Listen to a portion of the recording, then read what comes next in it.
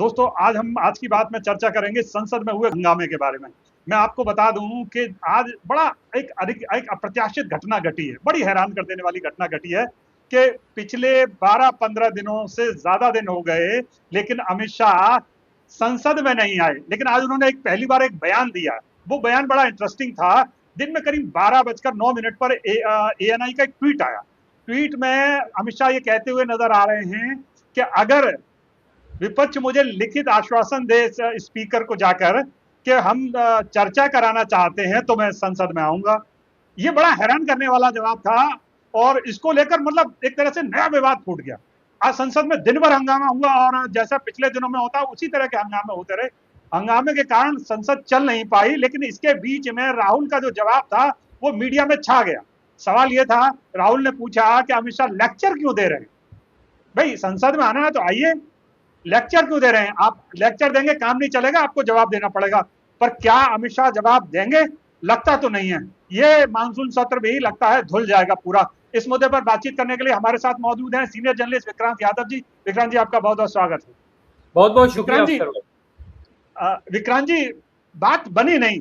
लगता है कि अमित शाह फेस सेविंग के लिए आए थे, एक बयान की खाना पूर्ति करके गायब हो गए। क्या कहेंगे? देखिए अफसर भाई, सबसे पहले बात शुरू करें उससे पहले मुझे ऐसा लगता है कि अमित शाह जी आज लंबे समय के बाद आए सामने और उन्होंने ANI और PTI दोनों के माइक के सामने अपनी बात कही और कह करके वो चले गए। सवाल जवाब तो खैर नहीं होते, क्योंकि पत्रकार आजकल सवाल जवाब नहीं लेते। उन्होंने, किसी ने पूछा नहीं कि सर इतने दिनों से क्यों नहीं आ रहे थे। उन्होंने कहा कि मैं रोज सदन में आ रहा था। अफसर भाई, मैं भी रोज कॉलेज जाता था, लेकिन कई बार मैं क्लास में नहीं जाता था, तो जो मेरी एब्सेंट मार्क होती थी तो ये नहीं कह सकता था कि मैं रोज कॉलेज आ रहा हूँ, भाई एब्सेंट क्यों मार्क लगा दी। जब तक आप क्लास में नहीं जाएंगे, संसद में जाना और सदन में जाना दोनों अलग चीजें है।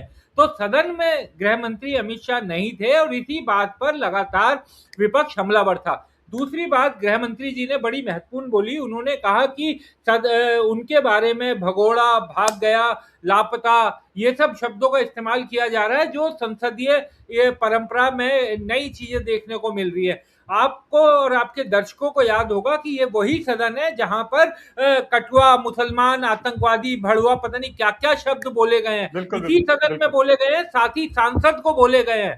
तो इसलिए शायद गृह मंत्री ने उन सब शब्दों पर ध्यान नहीं जा पाया होगा। तो उनकी ये बात। तीसरी बात, उन्होंने कहा कि वो चर्चा के लिए तैयार है। आज 16 दिन हो गए सदन को ना चलते हुए और सदन में हंगामा होते हुए।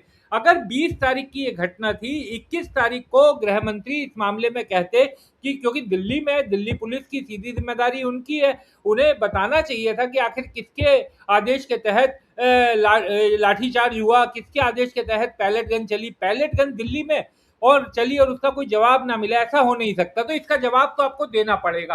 अब आप देखिए राहुल गांधी ने उन्हें फंसाया किस तरीके से। उन्होंने कहा कि अगर ये आपके आदेश के कारण चली थी लाठीचार्ज, तो इसका मतलब आपको उसकी जिम्मेदारी और जवाबदेही लेनी चाहिए और आप इस्तीफा दीजिए। और अगर वो आपके आदेश के बगैर चली तो इसका मतलब आप इनकम्पिटेंट हैं कि आपके आदेश के बिना वो लाठीचार्ज कैसे हो गया, तो भी आपको इस्तीफा देना चाहिए।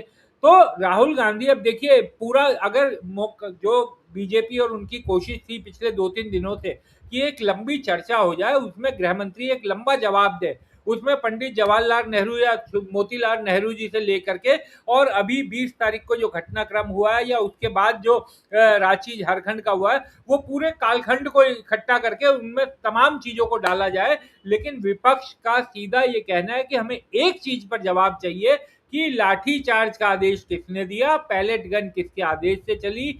इतना जवाब केवल दे दें, बाकी चर्चा, बहस, वो सब बेमानी बातें हैं। जी, अच्छा, मैं आपसे ये सवाल जरूर पूछूंगा कि आज एक बड़ी रोचक घटना ये भी घटी कि जैसे ही राहुल से ये प्रतिक्रिया मांगी गई तो राहुल ने जो कहा है वो भी बयान उनका वायरल हो रहा है।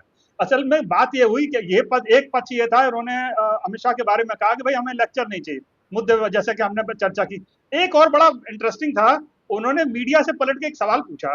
उन्होंने कहा आप ये बात बताइए, आप सवाल पर सवाल मुझसे पूछ रहे हैं, पर यही सवाल आप अमित शाह से क्यों नहीं पूछे? आप चूहे की तरह बिल में क्यों छिप जाते हैं? उनका जो चूहा वाला शब्द था वो एकदम वायरल हो गया और लगातार मतलब मीडिया में ट्रेंड कर रहा है, सोशल मीडिया में, कि अब गोदी मीडिया को एक नया तमगा मिला है, चूहा। इसको आप किस तरह से देखते हैं? नेता विपक्ष बहुत आक्रामक नजर आ रहे हैं और गोदी मीडिया ने जो पिछले सालों में किया है, लगता है उसका जवाब उससे देते नहीं बन रहा है। आपको शायद याद होगा, एक मकर द्वार पर एक बार निकले थे अमित शाह कुछ दिन पहले, तो किसी पत्रकार ने उनसे ये पूछ लिया कि साहब आपके ये ड्रेस बड़ी अच्छी लग रही है। बड़ा मजाक उड़ा, बड़ा मजाक उड़ा। और हैरानी की बात यह कि उसके बाद भी किसी पत्रकार ने उनसे कोई सीधा सवाल पूछा ही नहीं। आपको क्या लगता है, इतना डर? और फिर राहुल की ये शैली, क्या बोलेंगे? देखिए अफसर भाई, थोड़ा सा मैं इसमें थोड़ा सा करेक्ट करूंगा कि राहुल गांधी ने बार बार सवाल पूछने पर नहीं टोका था। उन्होंने जिस बात पर टोका था वो बहुत महत्वपूर्ण है, वो दर्शकों को समझनी चाहिए कि जब नेता विपक्ष अपनी बात बोल रहे हैं, उनसे सवाल पूछा गया और वो अपनी बात बोल रहे हैं, उनकी बात अभी पूरी नहीं हुई, बीच में ही काट करके दूसरा सवाल। तो उनकी आपत्ति इस बात को लेकर थी कि जब मैं बोलना शुरू कर रहा हूं तो मेरी बात पूरी होने से पहले बीच में क्यों काटी जा रही है। तो आपत्ति सवाल को लेकर नहीं थी, आपत्ति बात को बीच में काटने की थी। नेता विपक्ष भी संवैधानिक पद होता है और नेता विपक्ष अगर कोई बात बोल रहा है, उनकी बात देखिए इस लिहाज से सही है अफसर भाई की दोनों ही चीजें आज हुई हैं। गृह मंत्री अमित शाह का भी बयान जो एएनआई और पीटीआई पर हुआ, और नेता विपक्ष का भी बयान जो तमाम कैमरा जो रिपोर्टर खड़े थे उनके कैमरे पर हुआ। कैमरामैन तो खैर अब जाना बंद हो गए हैं, जब से कोविड के बाद से बंद हुआ था, अभी तक तो जाते नहीं है, तो रिपोर्टर्स को ही खुद ही अपने मोबाइल से करना पड़ता है। तो एक बात ये समझिए कि राहुल गांधी और प्रियंका गांधी, आज प्रियंका गांधी ने भी एक बड़ा महत्वपूर्ण बात बोली मीडिया से बात करते हुए। उन्होंने कहा कि आप लोग तो सवाल पूछते नहीं है, आप लोग चाहते हैं कि हम भी चुप बैठ जाए। तो राहुल प्रियंका पूरी तरीके से आक्रामक है, गोदी मीडिया कहिए, मेन स्ट्रीम मीडिया। और देखिए असल में जो कहा जाता है ना कि इंसान के कर्म उसके आगे आ ही जाते हैं, तो पिछले लंबे समय से, कई सालों से जो मेन स्ट्रीम मीडिया ने बोला है, हम और आप उसका हिस्सा रहे हैं, तो हम और आप जानते हैं कि किस तरीके से मेन स्ट्रीम मीडिया में काम होता है। तो जो उन्होंने बोया इतने सालों में, अब वो काटने का समय आ गया है। तो आज राहुल गांधी ने चूहे से जो तुलना की है, वो देखिए इस लिहाज से भी ठीक है कि आज भी जो भी सवाल पूछे जाते हैं, हमने हमेशा ये देखा है कि जब सत्ताधारी दल से सवाल पूछे जाते हैं और विपक्ष की जो आवाज होती है उसमें मीडिया की आवाज मिलके उसे तेज करती है। लेकिन अब पूरा सिस्टम बदल चुका है, अब जो सवाल भी होते हैं वो विपक्ष से होते हैं। अरे भाई, जिसकी जवाबदेही है, जिसकी जिम्मेदारी है, उससे सवाल होना चाहिए, या जो विपक्ष में उससे सवाल। आप विपक्ष को भी घेरिए, सब कुछ कीजिए, लेकिन कभी तो सत्ता पक्ष से सवाल पूछेंगे। और राहुल गांधी ने चूहे से तुलना करने के साथ साथ एक और बड़ी महत्वपूर्ण बात कर दी है कि अब तो देश का जेनजी, देश के बच्चे भी नहीं डर रहे सरकार से, आप भी डरना छोड़ दीजिए। लेकिन मुझे इस बात में कोई ऐसा मेरे मन में गलतफहमी नहीं है कि देश की मीडिया अपने भीतर का जो डर, भय, लालच, जो भी चीज है उसके पीछे का कारण, उसे अलग रखते हुए सरकार से, सत्ता से सवाल पूछ सकेगी, इसकी मुझे कतई कोई उम्मीद नजर नहीं आती। विक्रांत जी, मैं आपसे ये पूछूंगा कि बाकी सब तो सही है, पिछले 1.5-2 महीने का अगर हम अंतराल निकाल दें जैन जी के आंदोलन से पहले, मतलब ऐसा कभी नहीं हुआ कि सरकार इतनी डरी हुई, इतनी घबराए हुए, गृह मंत्री इतने घबराए हुए, मोदी जी इतने घबराए हुए। अब वो रात को रीले बना रहे हैं, डियर फ्रेंड्स, माय फ्रेंड्स बोल रहे हैं, इधर अमित शाह कह रहे हैं कि आप लिख के दे दो तब आऊंगा मैं। मतलब इतनी घबराहट। आप 56 की छाती वाली सरकार, मतलब 17-18 दिन गुजर गए और वो आने को तैयार नहीं है, मतलब बड़े लोग आने को तैयार नहीं जिनसे सरकार चलती है। ये हो क्या रहा है? ऐसा लग रहा है कि जैसे सरकार कुछ ज्यादा नहीं घबरा गई है, मतलब एक ही झटके में इतना ज्यादा घबरा गई है। देखिए अफसर भाई, ये जो जनजी आंदोलन हुआ ना, इसने सरकार को एक तरह से ये कहा जाए कि एकदम जो गहरी नींद में सोई हुई सरकार थी उसको जगाने का काम किया है। और अगर अभी भी सरकार इसमें से सीख लेकर आगे बढ़े तो सरकार के लिए फायदेमंद, बहुत फायदेमंद होगा। आप ये समझिए कि कारण क्या है, ना केवल प्रधानमंत्री की रील की बात, बल्कि आप ये सोचिए कि आरएसएस प्रमुख मोहन भागवत को सामने आकर कहना पड़ा कि जैन जी जो बात कह रहे हैं वो एकदम सही बात कह रहे हैं, उनकी बात को सुनना पड़ेगा। तमाम चीजें उन्होंने जैन जी आंदोलन को लेकर पॉजिटिव बातें की, उन्होंने जैन जी को अपनी तरफ जो एक तरह से जोड़ने की और तमाम कोशिशों की बात की।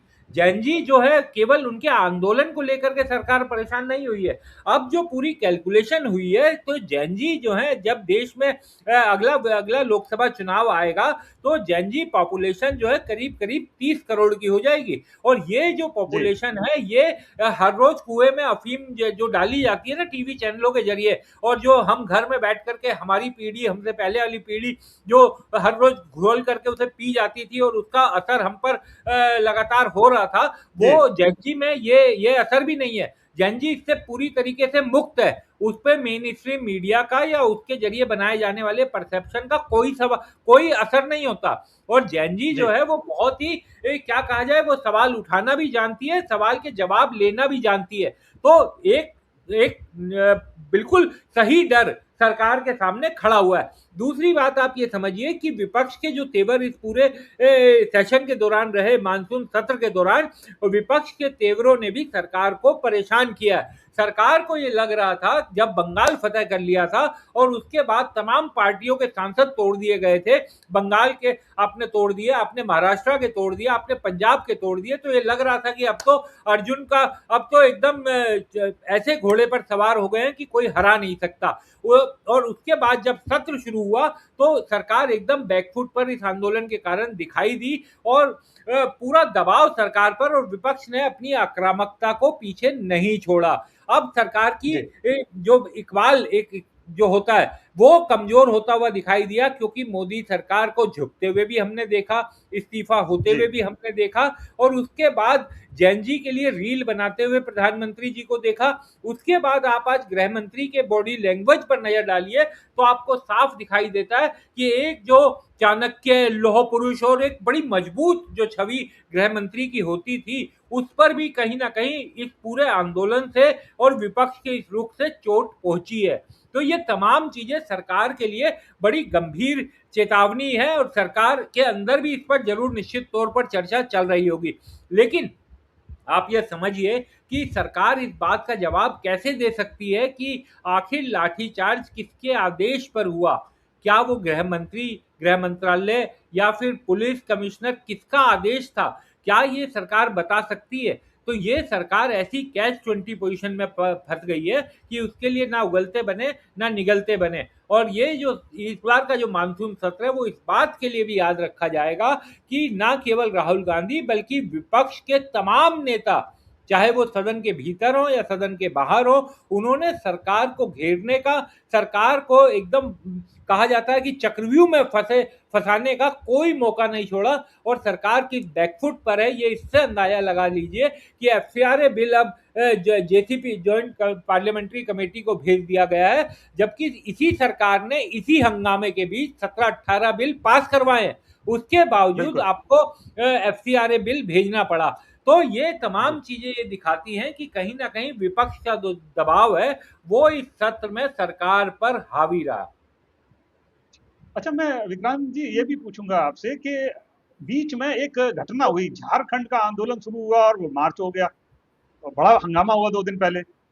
सरकार, ऐसा लगा जैसे सरकार उसके इंतजार में थी, केंद्र सरकार, मोदी एंड शाह ये इंतजार में थे कि ये हो तो हम संसद में आए। आप गौर कीजिए कि जिस दिन ये पार्लियामेंट मतलब विधानसभा के लिए रांची से मार्च हुआ, उसी के ठीक दोपहर को 2:01 पर किरण रिजिजू खड़े होते हैं लोकसभा में और कहते हैं कि साहब वो अमित शाह साहब तैयार हैं, अब वो देने के लिए, अपना बयान देने के लिए तैयार हैं। क्या लगता है, मतलब बड़ा अजीब गरीब नहीं? और अगले दिन जो है आप बाकायदा बैनर वैनर लेके आते हैं, क्या झारखंड पर बोल के दिखाओ, वहां पर क्यों चुप है राहुल? तो ऐसा लगता है जैसे सरकार इंतजार कर रही थी। और कई लोग तो ये भी आरोप लगा रहे हैं कि उस आंदोलन में बच्चे जरूर आंदोलन कर रहे हैं, लेकिन उस आंदोलन को बिगाड़ने में, उसका चेहरा बदलने में बीजेपी लगी हुई है। कैसे लेते हैं इस बात को? देखिए, ना केवल सरकार ने उस मौके को देखा, बल्कि एक और चीज याद कीजिए, क्या कभी देखा है कि सत्ताधारी दल के सांसद जो हैं वो संसद में बैनर पट्टियां लेकर के मार्च निकाल रहे हैं संसद के बिल्डिंग के अंदर, और वो कह रहे हैं कि विपक्ष जो है सदन चलने दे। ऐसा कभी देखा गया है? विपक्ष जरूर अपना बिल्कुल नहीं। विरोध करता है, लेकिन सत्ताधारी दल विरोध नहीं करता। और आपने जो झारखंड वाली बात की, देखिए झारखंड में छात्रों का जो मुद्दा है बहुत ही जेन्युइन मुद्दा है, उस पर भी वहां की बिल्कुल। सरकार को जवाब देना चाहिए। और हाँ। जिस तरीके से बीजेपी वहां पर सवाल उठा रही है उस पर बड़ी आपत्ति है। आप झारखंड के बच्चों को तो न्याय दिलवाना चाहते हैं, लेकिन देश के बच्चों को न्याय नहीं दिलवाना चाहते। क्या जंतर मंतर पर जो आंदोलन हुआ था, क्या नीट जी। की जो गड़बड़ियां हुई थी, या तमाम जो चीजें हुई थी, उसमें झारखंड के बच्चों पर असर नहीं पड़ा था? तो ये जो आपने भेद किया कि जंतर मंतर के बच्चे तो देशद्रोही, देश विरोधी, और झारखंड के बच्चों के साथ आप खड़े हो, देश की जनता ये स्वीकार नहीं करेगी। और विपक्ष का कौन सा नेता है जिसने ये विरोध किया हो कि किसी ने कहा हो कि झारखंड के बच्चे देशद्रोही हैं, या वो गलत मांग कर रहे हैं, या वो किसी ने सरकार नहीं कहा। विरोधी बात कर रहे हैं? किसी नेता ने नहीं कहा। राहुल गांधी और मल्लिकार्जुन खड़गे ने प्रेस कॉन्फ्रेंस की तो उसमें बकायदा कहा कि हम बच्चों के साथ हैं, और अगर वहां पर जो लाठीचार्ज हुआ है वो गलत है, उसकी निंदा करते हैं। तमाम विपक्ष के नेताओं ने इस बारे में अपनी बात कही। ये कहा जाता है कि सीजेपी के आंदोलन में अरविंद केजरीवाल, आम आदमी पार्टी ने बड़ी भूमिका निभाई। उन लोगों ने भी उस आंदोलन, झारखंड पर जो लाठीचार्ज हुआ उस पर सवाल उठाया। बाकी भी विपक्ष के जितने दल थे सबने आवाज उठाई। तो ये कह देना, क्योंकि केवल बीजेपी है जिसने जंतर मंतर के बच्चों का साथ नहीं दिया, झारखंड के बच्चों के साथ तो विपक्ष भी खड़ा हुआ दिखाई दिया, और उन्होंने अपनी ही सरकारों के खिलाफ, अपनी सरकार के खिलाफ आवाज भी उठाई। तो दोनों चीजों की कल्पना नहीं की जा सकती। ये नहीं हो सकता कि मीठा मीठा गप गप और कड़वा कड़वा थू थू। दोनों जगह बच्चे बच्चे अपने अधिकारों के लिए लड़ रहे हैं। ये बात जरूर है कि बीजेपी ने उसमें घुसने की कोशिश की। अब वहां पर कई आंदोलनकारी भी ये कह रहे हैं कि हमारे आंदोलन में कई तरह के लोग घुस आए हैं, उनसे हमें अपने आंदोलन को अलग रखना है। तो ये सब वो बच्चे ज्यादा बेहतर समझ सकते हैं। लेकिन आप झारखंड बंद करवा रहे हैं झारखंड के बच्चों के समर्थन में, और दिल्ली में आपके नेता और तमाम लोग जंतर मंतर के आंदोलनकारियों को क्या क्या बोले थे, आपकी पार्टी के राष्ट्रीय बिल्कुल। अध्यक्ष, बीजेपी के राष्ट्रीय अध्यक्ष क्या बोले थे, क्या जनजी ये भूल सकते हैं? तो ये तमाम चीजें देश ने देखी है, और इस बार बीजेपी ने कई गलतियां की इस आंदोलन को समझने में, फिर गलतियां की उसको डील करने में, और फिर गलतियां की उसके बाद की स्थितियों को, परिस्थितियों को संभालने में। जी। विक्रांत जी, एक चीज और मैं पूछूंगा आपसे, बड़ा इंपॉर्टेंट सवाल है ये भी, मतलब बड़ी चर्चा में था। देखिए, मानसून सत्र में एक जो सबसे बड़े, जैसे कहते हैं, बड़े बिल की चर्चा हो रही थी, वो डिलिमिटेशन बिल के बारे में बात हो रही थी। अब देख रहे हैं कि इन्होंने मंगल मिलन भी स्टार्ट किया इस बीच में, सारे एनडीए के सांसद मिल रहे हैं, और वो लोग भी मिल रहे हैं, वो सांसद भी मिल रहे हैं जो तोड़ फोड़ जोड़ करके लाए गए हैं, और जिनकी गिनतियां बार बार की जा रही हैं कि पूरे हैं कि नहीं है।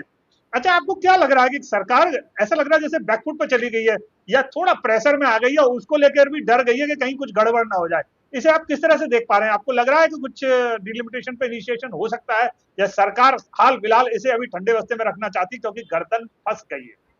देखिए, मुझे अभी नहीं लगता अफसर भाई कि अभी डिलिमिटेशन, क्योंकि एफसीआरए चला गया, इसी तरीके से मुझे लगता है कि अभी डिलिमिटेशन, देखिए सत्र शुरू होने से पहले सरकार के सूत्रों ने, सरकारी मीडिया जो मेन स्ट्रीम मीडिया है, माफ कीजिएगा, उसके जरिए पूरा साबित करवाने की कोशिश की कि डीएमके में फूट पड़ चुकी है, डीएमके सरकार के साथ है, तमाम और हाँ, इस तरह विपक्ष की खबरें आ रही हैं। दल जो है वो लगातार सरकार के साथ है।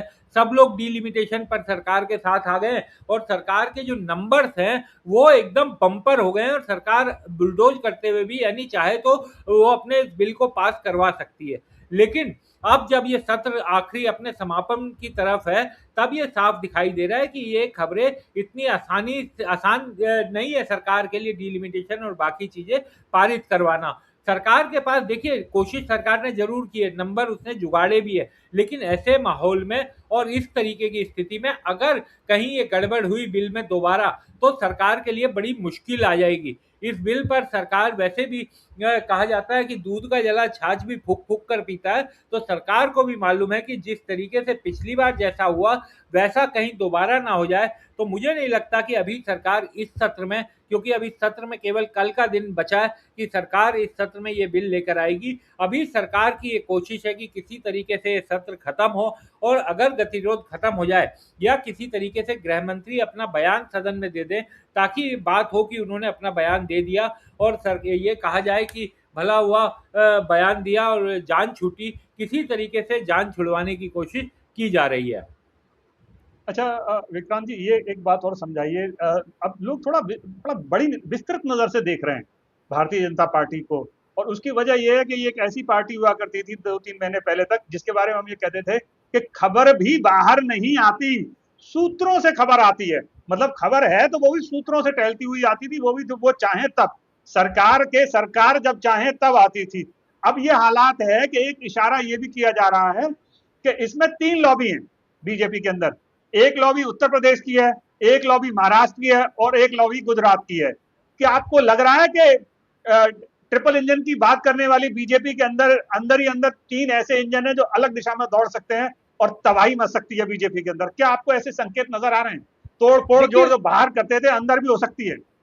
देखिए अभी अफसर भाई उस पर टिप्पणी करना या उसके बारे में कुछ भी कहना इसलिए ठीक नहीं होगा, क्योंकि पॉलिटिकल इस तरह की गतिविधियां अगर पार्टी के अंदर हो भी रही होती हैं तो उनको एकदम प्योर पक्के तरीके से कह पाना थोड़ा मुश्किल होता है। लेकिन आप ये समझिए कि जिस तरीके से पूरे घटनाक्रम हो रहे हैं, जिस तरीके की परिस्थितियां बन रही हैं, यहां तक कि जिस तरीके से जो पूरा मामला गृह मंत्री को जिस तरीके से विपक्ष ने निशाने पर लिया, तो बीजेपी का जो कम्युनिकेशन सेल है वो तो इतना मजबूत और इतना टिकाऊ होता था कि वो कई बार अपनी गलत बातों को भी सही साबित कर देता था और उसको इस तरीके से परसेप्शन बना देता था।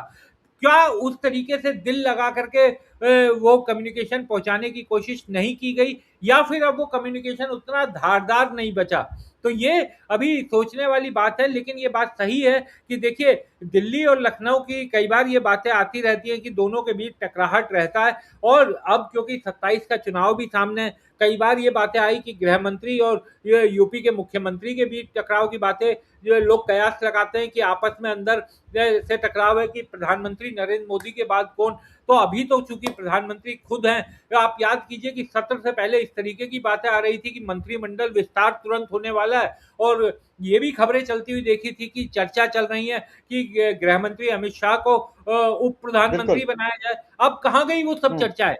तो जब भी हम्म। ये सब चर्चाएं, असल में इनका कोई सिर पैर मुझे नहीं लगता, क्योंकि देखिए बाकी कुछ हो या ना हो, बीजेपी के आने के बाद एक चीज बदली थी कि जो हम्म। केवल और केवल कोई सूत्रों के जरिए जानकारी नहीं मिलती थी, केवल उतनी ही जानकारी अब मिल रही है जितना बताया जा रहा है या जितना कहा जा रहा है कि इतना चला सकते हैं आप, वही जानकारी आ रही है। ये यूपीए का टाइम नहीं है कि कैबिनेट की ब्रीफिंग हो रही है, ब्रीफिंग के बाद मंत्री लोग निकल रहे हैं तो किसी को पास भी जाकर के पत्रकार कुछ पूछ लेते थे, पता चल जाता था, सोर्स बेस्ड खबरें आ जाती थी।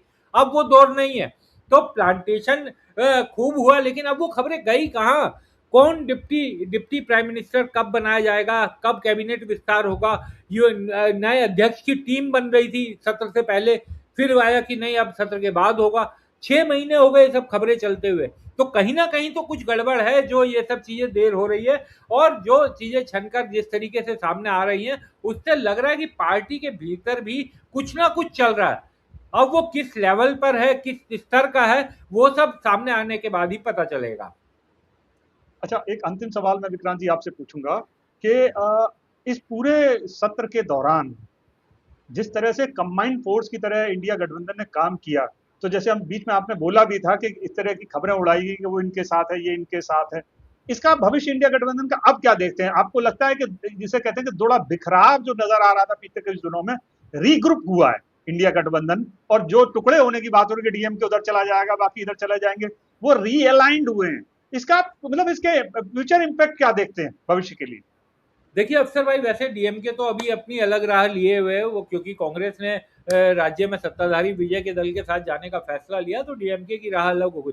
लेकिन मैं ना अभी इंडिया गठबंधन की मजबूती या उसको लेकर के बहुत ज्यादा आशान्वित इसलिए नहीं हूं, क्योंकि देखिए जी। संसद में सबका एकजुट होना वो एक अलग बात है, लेकिन जैसे ही कोई चुनाव आता है उस समय अपने अपने हितों को छोड़ पाना, अपने हितों को पीछे रख पाना एक मुश्किल काम होता है। तो जी। क्या वो कर पाएंगे, ये एक बड़ा सवाल है, और इसके लिए मुझे लगता है कि हमें इंतजार करना चाहिए। लेकिन ये बात बिल्कुल सही है कि इस मानसून सत्र ने राहुल गांधी को एक विपक्ष के बड़े नेता के तौर पर स्थापित करने में एक और बड़ी भूमिका निभाई। वो उस दिशा में चलते हुए दिखाई दे रहे हैं। जिस तरीके से अखिलेश यादव ने उनका साथ दिया, वो भी ये दिखा रहा है कि यूपी के चुनाव में दोनों पार्टियों के बीच जो गठबंधन, संभावित गठबंधन है, वो बहुत शानदार हो सकता है, क्योंकि केमिस्ट्री अच्छी दिखाई दे रही है। लेकिन क्या इंडिया गठबंधन के बाकी सब दलों के बीच भी ऐसा रहेगा, ये अभी कहना जी थोड़ी जल्दबाजी होगा। क्योंकि जो अपने, जब चुनाव आते हैं तो जो क्षेत्रीय दलों के और कांग्रेस के अपने हित जो होते हैं, वो कहीं ना कहीं आपस में टकरा जाते हैं और वो कमजोरी का कारण बन जाते हैं। तो इससे अगर इंडिया गठबंधन अपने आप को बचा सके, मजबूत कर सके, तो शायद देश के लिए भी अच्छा होगा। क्योंकि संसद में तो हमने मजबूत विपक्ष देखा, अगर जनता के बीच लड़ते हुए भी मजबूत विपक्ष दिखाई दे, तो शायद वो लोकतंत्र के लिए भी बेहतर होगा। जी जी जी जी। तो दोस्तों, आपने विक्रांत जी को सुना। बड़ी जबरदस्त एनालिसिस है और बिल्कुल उन्होंने महीन तरीके से संसद की कार्रवाई और उसके होने वाले असर के बारे में चर्चा की। मैं आपको एक बात और अंडरलाइन कर दूं, मैं रिपीट अंडरलाइन कर रहा हूं कि आज का दौर और ये मानसून सत्र कई मायने में ऐतिहासिक है। इसमें बहुत सारी चीजें बदलते देखी।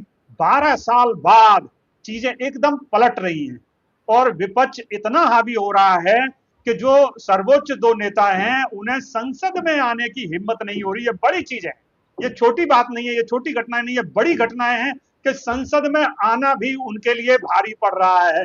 भविष्य में क्या होने वाला है ये भविष्य के गर्त में है, लेकिन संकेत ये है कि आने वाले समय में भारतीय जनता पार्टी के लिए मुश्किल घड़ी है और मुश्किल वक्त है। उन्हें चीजें संभालने के लिए वक्त है।